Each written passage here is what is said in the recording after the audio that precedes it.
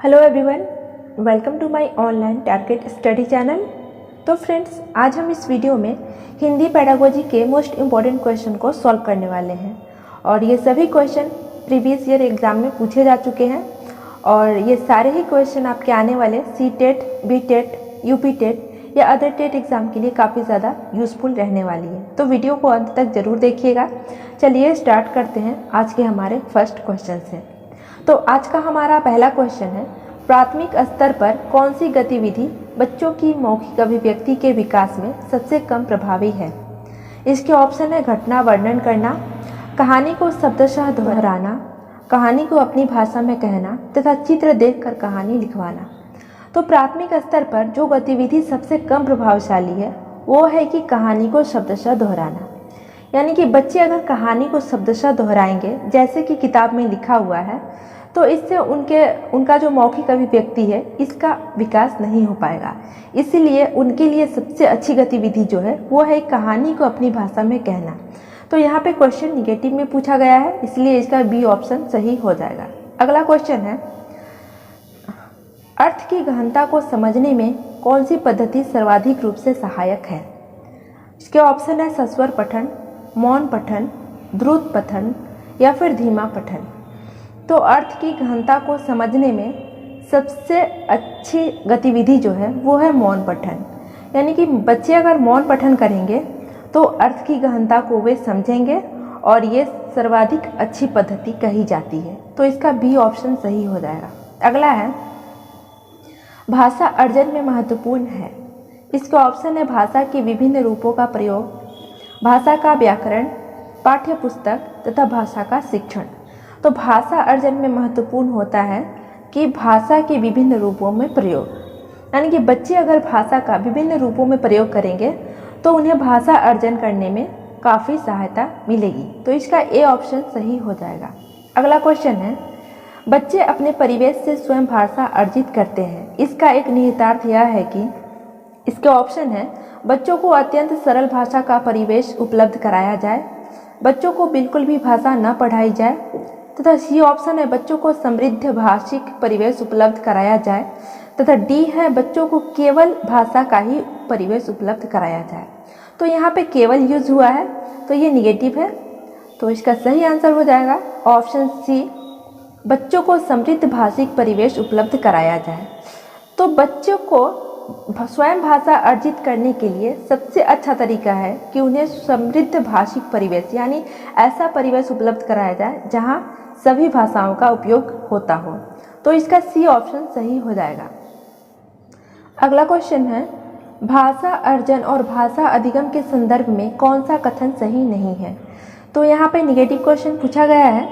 इसके ऑप्शन है सांस्कृतिक विभिन्नता भाषा अर्जन और भाषा अधिगम को प्रभावित करने वाले महत्वपूर्ण कारक है।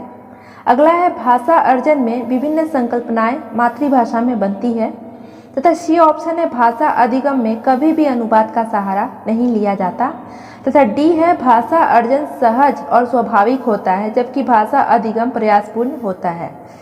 तो इसका सही आंसर सी हो जाएगा, क्योंकि यहाँ पे निगेटिव क्वेश्चन को पूछा गया है तो इसका निगेटिव आंसर हो जाएगा भाषा अधिगम में कभी भी अनुवाद का सहारा नहीं लिया जाता, क्योंकि ये गलत ऑप्शन है, क्योंकि भाषा अधिगम में अनुवाद का सहारा लिया जाता है। इसीलिए ये सी ऑप्शन इसका सही हो जाएगा। अगला क्वेश्चन है, भाषा सीखे जाने के क्रम में वैज्ञानिक पड़ताल भी साथ साथ चलती रहती है। यह कथन किसका है। इसका ऑप्शन है चॉम्स्की का, ऑरोरिन का, वाइगोत्स्की का तथा जीन पियाजे का। सही आंसर हो जाएगा नॉम चॉम्स्की। तो भाषा सीखे जाने के क्रम में वैज्ञानिक पड़ताल भी साथ साथ चलती रहती है, यह कथन कहा था नॉम चॉम्स्की ने। इसका ए ऑप्शन सही हो जाएगा। अगला क्वेश्चन है, कविता शिक्षण में गीत प्रणाली का प्रयोग किस स्तर पर करना सर्वाधिक उपयोगी होता है। इसके ऑप्शन है प्राथमिक कक्षा स्तर पर, माध्यमिक कक्षा स्तर पर, उच्च कक्षा स्तर पर तथा उच्चतर माध्यमिक कक्षा स्तर पर। तो इसका सही आंसर हो जाएगा प्राथमिक कक्षा स्तर पर। तो कविता शिक्षण में गीत प्रणाली का प्रयोग प्राथमिक कक्षा स्तर पर करना जो है वो सर्वाधिक उपयोगी माना जाता है।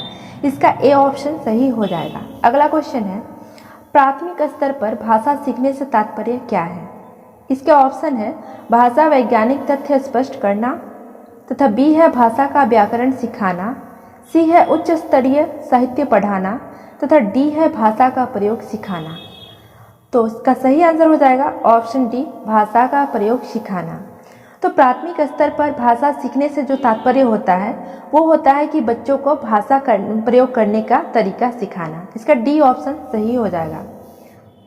अगला क्वेश्चन है, भाषा तब सबसे सहज और प्रभावी रूप से सीखी जाती है जब। इसके ऑप्शन है भाषा के नियम कंठस्थ कराए जाएं, भाषा शिक्षक कठोर रवैया अपनाते हैं, भाषा प्रयोग की दक्षता प्रमुख उद्देश्य हो, तथा भाषा की पाठ्यपुस्तक में अधिक से अधिक पाठों का समावेश हो।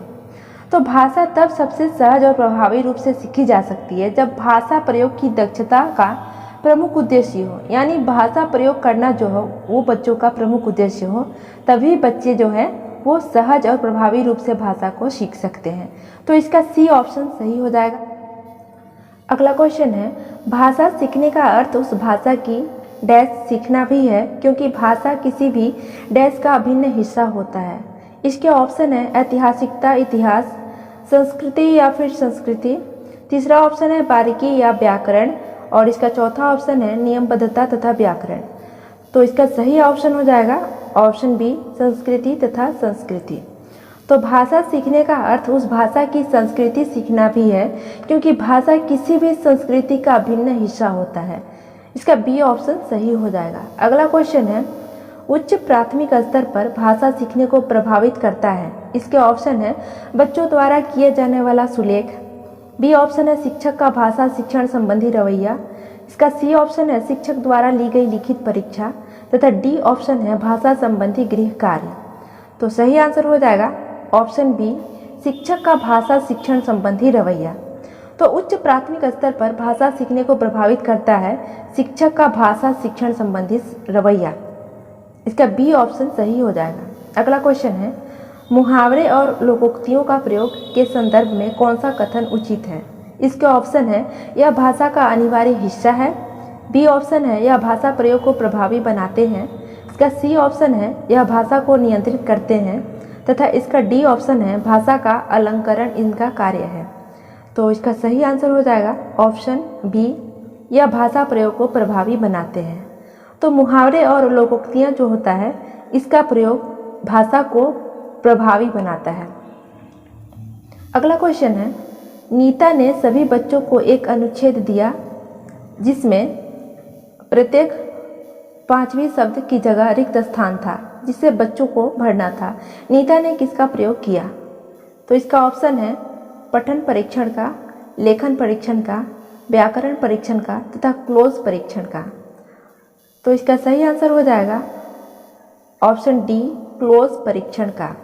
तो नीता ने सभी बच्चों को एक अनुच्छेद दिया और इसमें प्रत्येक 5वीं शब्द की जगह एक रिक्त स्थान को रखा जिससे बच्चों को भरना था। तो नीता ने क्लोज परीक्षण किया था। इसका डी ऑप्शन सही हो जाएगा। अगला क्वेश्चन है, बच्चों में किस माध्यम से लेखन कौशल का विकास किया जा सकता है। इसके ऑप्शन है रेखांकन, चित्रांकन, चित्रांकन लिपि चिन्हों तथा रेखांकन लिपि चिन्हों और लिपि चिन्हों और अक्षर का बनावट।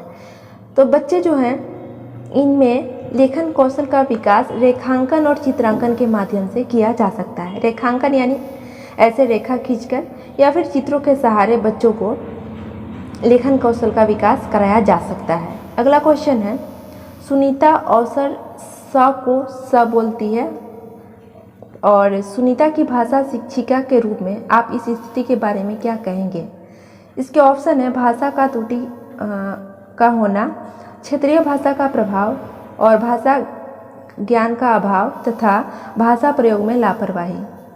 तो इसका सही आंसर हो जाएगा ऑप्शन बी, क्षेत्रीय भाषा का प्रभाव। तो सुनीता जो है वो अक्सर स को श बोलती है, तो ये जो है उसकी क्षेत्रीय भाषा का प्रभाव है। इसका बी ऑप्शन सही हो जाएगा। अगला क्वेश्चन है, निम्नलिखित में से कौन सा प्रश्न बच्चों की भाषा क्षमता के विकास में सर्वाधिक सहायक है।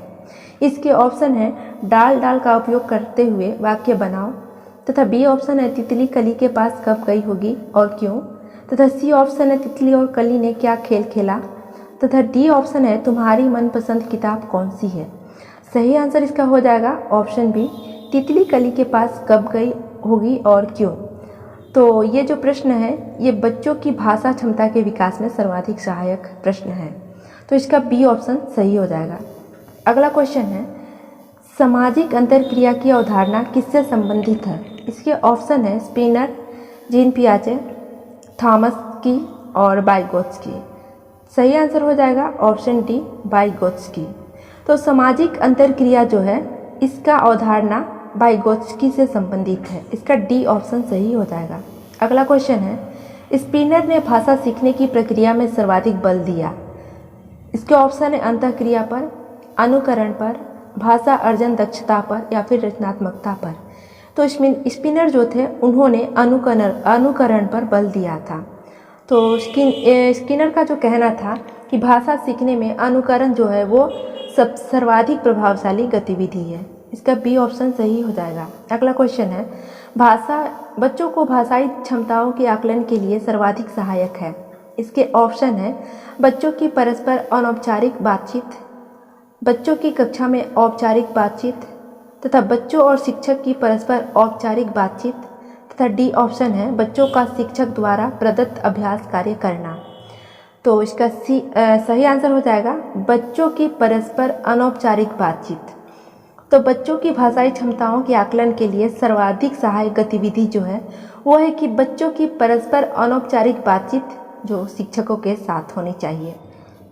अगला क्वेश्चन है कौन सा प्रश्न कक्षा में बहुभाषिकता को पोषित करता है।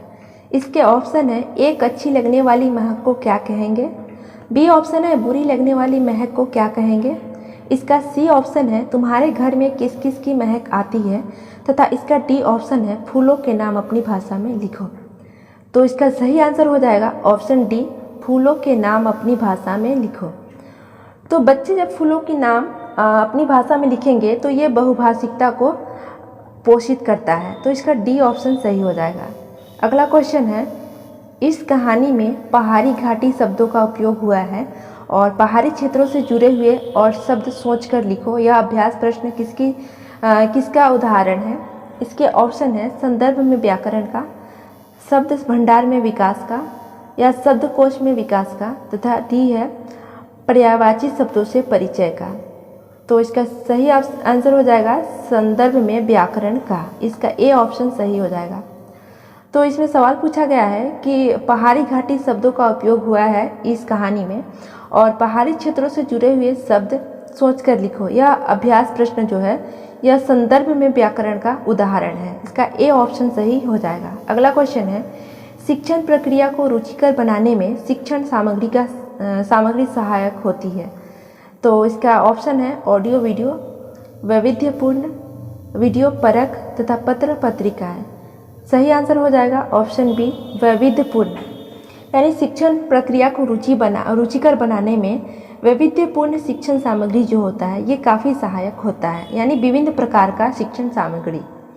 अगला क्वेश्चन है प्राथमिक स्तर पर भाषा ही संतों का विकास देश है और साहित्य है, इससे क्या तात्पर्य है। तो इसके ऑप्शन है साधन साध्य का, साध्य उद्देश्य का या साध्य साधन का तथा डी ऑप्शन है उद्देश्य और साध्य का। तो सही आंसर हो जाएगा साध्य और साधन का। तो प्राथमिक स्तर पर भाषा ही संतों का विकास देश है, यह जो है साहित्य ये साध्य और साधन का को प्रस्तावित करता है, इसका सी ऑप्शन सही हो जाएगा। अगला क्वेश्चन है प्राथमिक स्तर पर कौन सा भाषा शिक्षण का उद्देश्य नहीं है। इसके ऑप्शन है अपने द्वारा कही गई बात को तार्किक पुष्टि करना, बी है भाषा का सृजन एवं कल्पनाशील प्रयोग करना तथा सी है रचनाओं के माध्यम से विभिन्न विषयों में जुड़ना तथा डी है भाषा संबंधी व्याकरण को पूर्णतः कंठस्थ करना।